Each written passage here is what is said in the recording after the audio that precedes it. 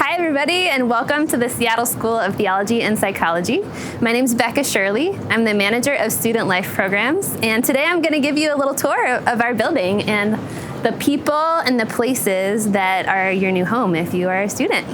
Come on in. Here's the front desk, the front door of the building, with Brian and other helpful people that are here if you ever have questions. So tell us about the front desk, Brian. Well, this is the hub. This is the central hub of the school. So if you ever have any questions about anything, this is where people coming into the building stop to figure out where to go. I'm going to class, but I forgot my badge. Come here. If you are trying to find out where to go for anything, to find someone's office or go to a certain class, we can help you out with that. Lost and found. If we don't know the answer, then we know who knows the answer. Moving on, this will probably most days be your next step because this is where you can get coffee any time of day, in the morning or at night. If you're here for class, you would just come over here. There's lots of mugs. This is always one of the most important decisions I make in the day. So which mug am I gonna use for my coffee? If, you push this and nothing comes out. You push the next one and nothing comes out. Oh, it's time to make more coffee. So this is something that everybody gets to do. Coffee is available. We would ask that you dump this in this metal container. There are more filters. It's not important how it sits in there, it just needs to kind of sit, okay? And there are instructions here. You do 2 metal scoops of grounds per pot of coffee. Slide it in, make sure there's a pot underneath. These here are waiting to go. Stick this guy in there, stick it under like this. That guy can be sitting in there or you can put it like this, either way. The coffee will get in. And you hit brew. That's it. And in a few minutes, everybody will be relieved because our coffee supply will be back. If you are a cream or non-dairy cream drinker, we have, today they're small, but there's one of these in here always. You can help yourself. We keep this stocked. Typically we have almond milk, coconut milk, couple of non-dairy options. You can see there's a little bit of room if you want to bring your lunch and stash it in here. You're welcome to do that. Just please make sure to take things with you because it gets stinky when things sit for very long. And it's a small space to share with a lot of people. Little known fact, there is a dishwasher. So just look at the little magnet. It'll tell you subconsciously dirty or obsessively clean. And you'll know that these are dirty. So you can stick your mug or your plate right in there, and then when it's full, somebody will run it. If it's clean, it would be lovely if you decided just to be the one that would put things away that day. But we all take turns and take care of this space together. As you see, our house elves are currently on strike. So, we'll let you know if that changes. There's also tea over here if you prefer that. And you can eat your lunch here. This is a great place to meet classmates if you're working on a group project.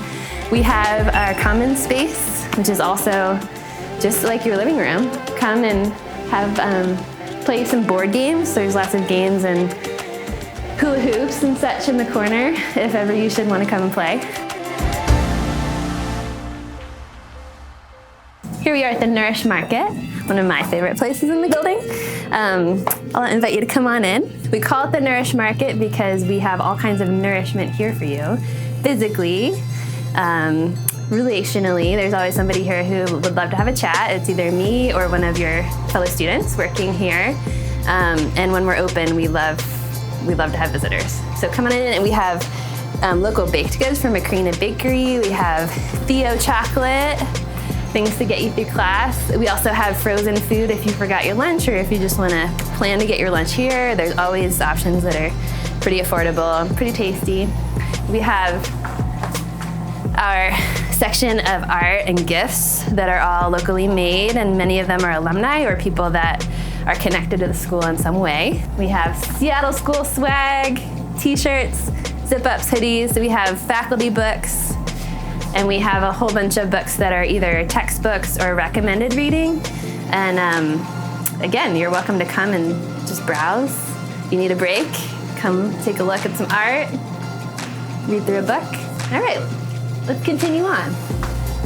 So making our way to the back of the building, we call this our back alley. This is another great workspace if you're working on a paper or want to meet with a friend to talk about a project. This is a great place to use. We have a vending machine here and upstairs if the market's not open and you need a drink or a little snack to get you through. We also have an entrance to the library back here. There's a way to get in from the front as well. But let's go ahead and talk to our library staff. So Cheryl, what would you want a new student to know about the library? Probably the most important thing I'd want them to know is that we try to be a welcoming and warm place. When you walk through the library, it will look like it's a relatively small collection, and the resources that we have are much bigger than the ones you see on the shelf. There's about 25,000 books and videos in a physical ability, and then there's over 200,000 things you can get through the databases. Pretty much anything that you need from a larger school is either available to you or we can get it for you. We will help you with writing your papers. A lot of times I will come say, okay, let's look this up together. I don't write the papers. I get to help you do the research, but I don't actually do the writing. So sometimes I have to sit down and figure it out with you, but I'm happy to do that, as is Matt. Speaking of Matt.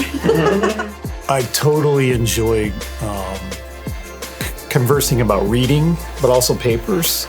I've been through the program and I'm a therapist and a librarian. To talk about some of the papers and talk about some of the things that people are reading, whether it's for a class or just for themselves, and just having fun with that. My favorite paper is the one it's the comparative paper where you write about a non-Western therapeutic modality. That's a fun one to work with folks around. So. All right, thank you.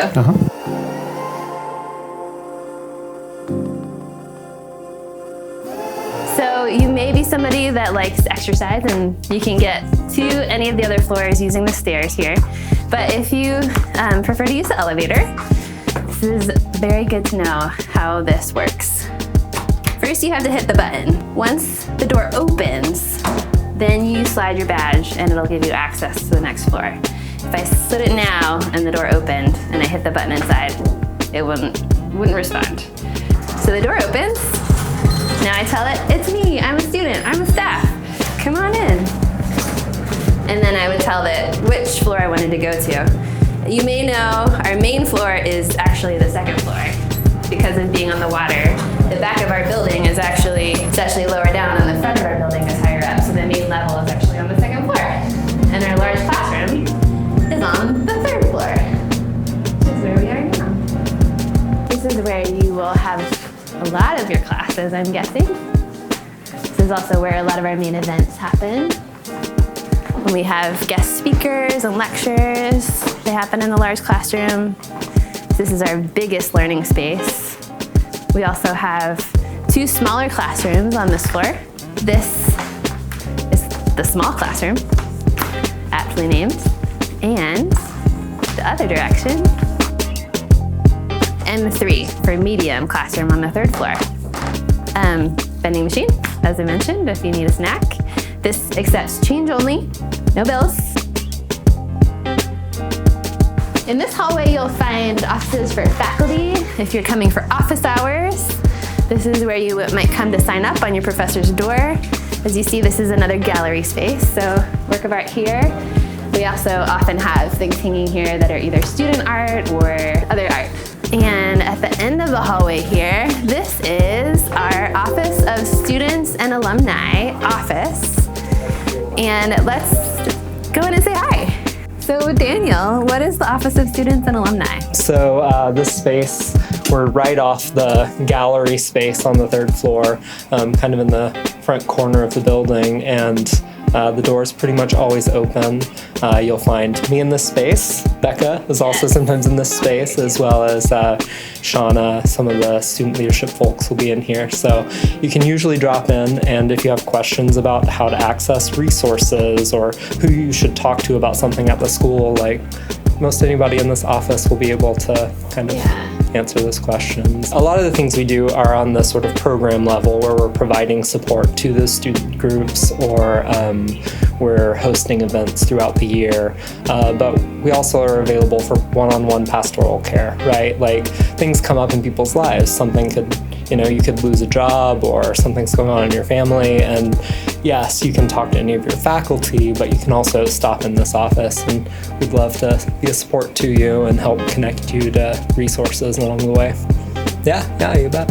So we stood at length and talked to Daniel already. Oh. But it'd be great to have you just look in the camera and say like who you are and why people would want to come and talk to you. Well, first, so my name is Paul Steinke. I am the Vice President of Student and Alumni Development. And why you'd want to talk to me, I think, is self-evident.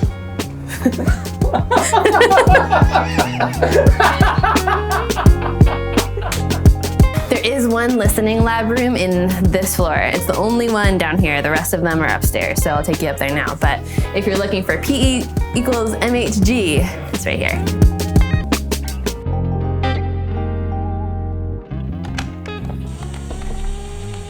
So up here, this is a quieter floor. It's mainly a workspace.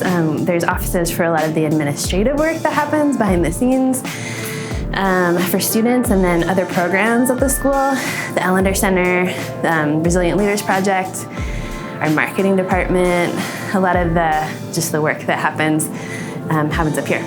There's also small meeting rooms, which is where your listening labs will be a lot of the time. So take you down that hallway now. And at the end of the hallway with those small meeting rooms, we have our, this is a chapel space. This hallway space there are materials available if you just want to draw or write or express something. You can also come and sit. This is most often a really quiet space and a great way to just breathe in the middle of the day or do some journaling. And come on in and light a candle if you'd like to.